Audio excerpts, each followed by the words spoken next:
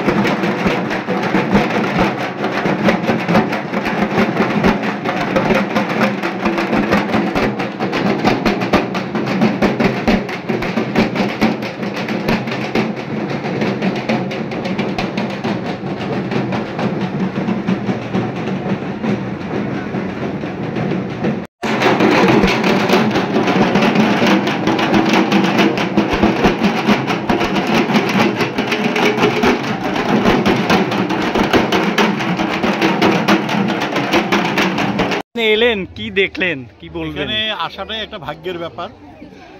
মায়ের আশীর্বাদ না থাকলে এখানে আসা সম্ভব হয় না।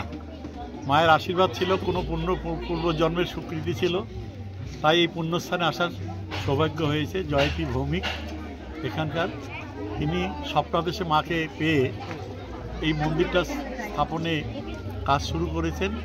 সবার সহযোগিতায়, ভক্তবৃন্দদের সহযোগিতায় মন্দির তৈরি হয়েছে। মায়ের মূর্তি স্থাপিত হয়েছে, সেই শিব ঠাকুর, ব্রহ্মা, তাদের মূর্তি স্থাপিত হয়েছে এবং 51 পীঠের মায়ের যে যে মূর্তি পূজিত হয় তারও ছবি দিয়ে সাজানো হয়েছে। আজকে সুন্দর একটা অনুষ্ঠানের মধ্যে দিয়ে আজকে এই মন্দিরের শুভ উদ্বোধন হতে যাচ্ছে এবং গোসানিমারিতে অনেক কিছুর জন্যই বিখ্যাত, যার মধ্যে এখানে কান্তেশ্বরী দেবী মন্দির রয়েছে, পাশেই রয়েছে কান্তেশ্বর রাজার গড়, তার সাথে এই আরেকটা আদ্যা মায়ের যে মন্দির সেটাও যুক্ত হতে যাচ্ছে। পাশাপাশি গোসানিমারির পাশেই রয়েছে কান্তেশ্বরী দেবী সেতুও রয়েছে।